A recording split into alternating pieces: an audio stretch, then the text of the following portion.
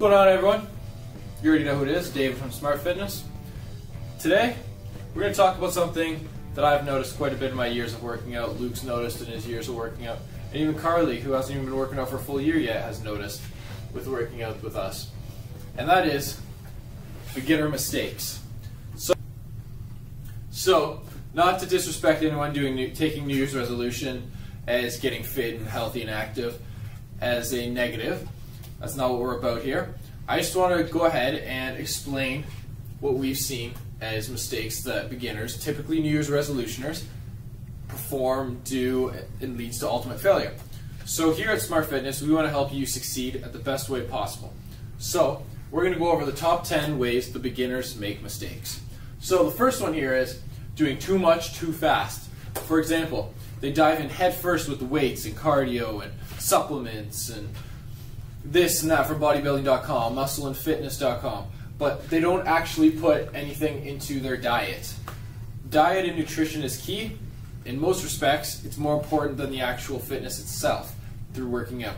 Don't get me wrong, you do need to bust your butt in the gym. You need to get your sweat on. You need to burn those calories working out if your goal is to lose weight. But if you're not looking at your nutritional aspect and you're not focusing on that equally as much, if not more, you're going to hurt yourself and hinder your gains or your weight loss progress. At the same time, if you're only focusing on diet but not any actual activity, you're going to hinder your gains as well. You may lose weight at the beginning, but eventually you're going to hit that stagnation point.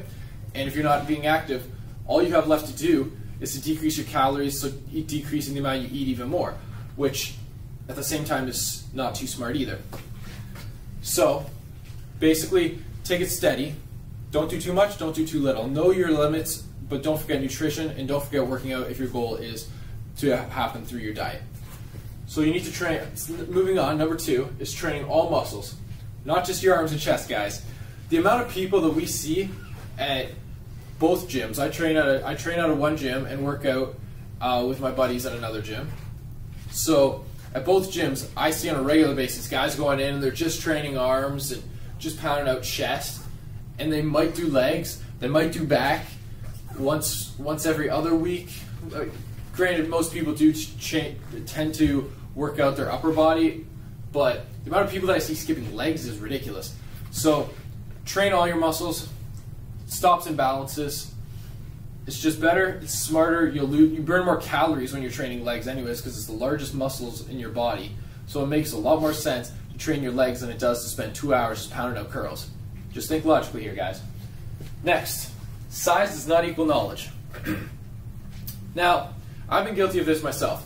Going on bodybuilding.com and seeing these huge ripped guys, and going on YouTube and seeing these guys that are massive, they got 6-packs, and their lats are super wide, and their chests are just super big.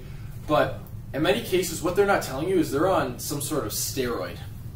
I don't want to be that guy that just hates on people who have succeeded and call them out on steroids, but in many cases people are on steroids at the gym.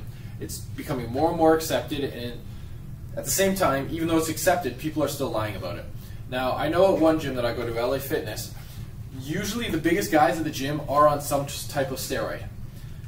And you see these smaller guys that go up and ask them for advice because they see them as the biggest guys in the gym. So they assume they're big, they must know what they're talking about. In many cases, these guys on steroids have the worst form I've ever seen. Some of them are doing, say they're doing a bench press or something, they've got their elbows flared out, or they're doing a tricep extension, they got to get their elbows flared right out, not even looking at the fact that you can hyperextend or overextend your elbow leading to injury. But because they're pushing a lot of weight or pulling a lot of weight, people see it and they think they know what they're talking about. So think logically here, guys. If you see their form and it's crap, more often than not, they're not the person to talk to. Moving on, supplements. They do not equal change. In my other video, I go over supplements that people should or could be taking and ones that they do not need to take. If you're a beginner and your goal is to gain weight, you guys already know my stance on mass gainers. I think they're a waste of money. I think there's better ways to get your calories. Mass gainers are pointless. You're going to walk into a place like GNC and they're going to try and sell you on every single thing possible there. And the markup is unbelievable. So, what I would suggest, much like I suggested in my previous videos, at max a protein powder for a beginner. You don't really need creatine because, let's face it, you're still learning. You're not going to really benefit from creatine right away. Pre-workouts, you already know Luke and I's stance on that. We think that they're essentially a waste of money that's giving you a little bit of a extra zing, we can call it, from either caffeine or some of them at their added sugar, which if that's what you're going for, you can get yourself through a coffee. Moving on, basic or phone apps that you can get type of workouts are crap. Now I have this friend, and she was showing me and Carly this a little while back about this ab routine that she has on her phone. She thinks it's great and all this kind of stuff, but it's literally just 10 different ab workouts that are body weight. Now, obviously, I agree with training with your core, but if that's literally all you're doing, you're going to a gym and you're just going to pound out some crunches and then maybe do some cardio, what's the point? Like, realistically, you're not going to get the results that you want. You're just going to notice that your stomach's going to get a little bit stronger when you flex it, but you're not going to get much smaller. Again, you're going to result in muscle imbalances because it's going back to train all muscles. But new people to the gym do not see this. My advice is, if you see something for free from your phone, it's more than likely junk. Adding daily activities such as walking does not equal losing weight or fat. Now, I have middle-aged friends and people that I associate with through my parents who they claim that they're being more active, and when I ask them what they're doing, they say that they might go for a walk occasionally, so like once a week for 20 minutes. If you're not changing your diet and you're not working out at a gym or even at your house or something where you're being actually active more so than going for a walk for 20 minutes, do you really think you're going to breed some sort of change that's going to be monumental? Like, you might lose a pound or two at the beginning, but then it's going to reach stagnation again because you're not changing up your routine, you're not shocking your body. Just because you go for a walk, it's not going to mean that you're being different and you're creating a change. It really is not doing anything. So moving on, crash diets, fad diets, detoxes. These might work at the beginning, but they're not good long-term goals. First, let me talk about detox stats here. These like tea diets that you see on Instagram, or you see these female fitness models endorse this quite a bit. I've seen on Instagram where they turn around and they say, oh, drink this 24-day detox tea and you'll lose this much weight here. That's a lot of crap. Like, let's be honest here, guys. You're drinking tea, at most you're going to lose water weight. You still need to consume calories. If you haven't actually changed your activity levels or your diet outside of that, you're not going to change at all. These crash diets and fad diets where they promote high protein and like no fat or like really low carbs or just low calories entirely. Like, I've seen some diets where they say you have like 800 calories a day with no cheat meals, and they provide you with supplements like, Herbalife. I've actually seen some of their stuff where they promote supplementation for everything, and you end up having 1,200 calories max a day for some women. 1,200 calories, yes, that could be good, but at the end of the day, you're not going to be on these supplements for the rest of your life. You're not going to be consuming 1,200 calories forever. And if you're consuming 800 calories on these crash diets, I've actually had a family friend who went on a crash diet like this where she was following the supplementation regime and she was consuming maybe 900 calories top. She lost a substantial amount of weight, but the moment she stopped these diets, she literally gained every single pound, if not more, back because they didn't teach her. She didn't learn how to properly diet herself. She didn't actually exercise or be active. She literally just followed what this crash diet said. It might be good at first, but it's not smart, guys. It's not long-term. I don't suggest it. Next, having no plan of action. You're just showing up. You need to come in with a plan of action. Have a goal. If your goal is to bulk, train towards that goal. Increase your calories. Strength train. Don't be doing tons of cardio. If you're doing tons of cardio, you're just going to negate the calories you're consuming.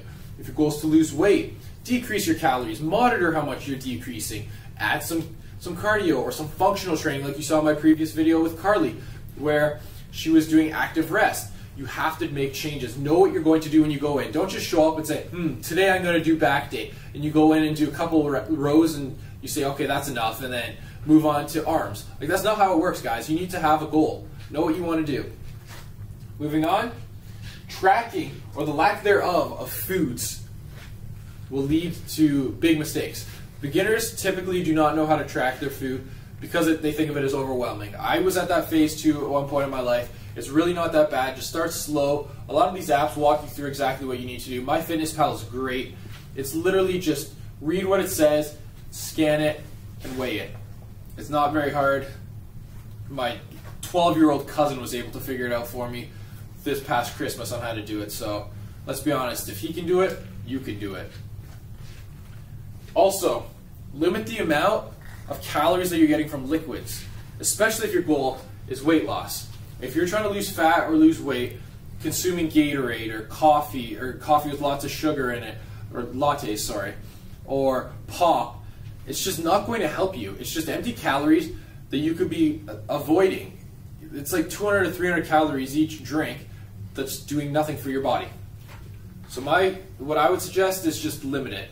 Even with barbecue sauces, there's tons of sugar in those.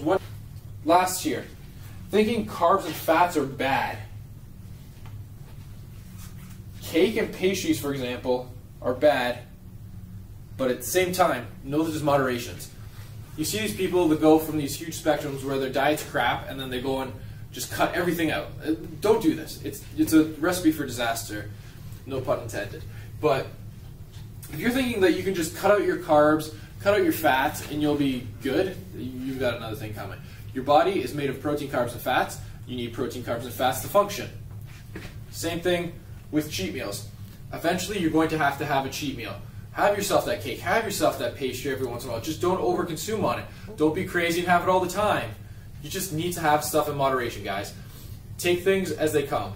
So in summation of these 10 long mistakes that beginners tend to make, I want to make it known that I believe the beginners can avoid each and every one of these if they start slow, manage what they're doing, have a specific goal, and don't take on too much.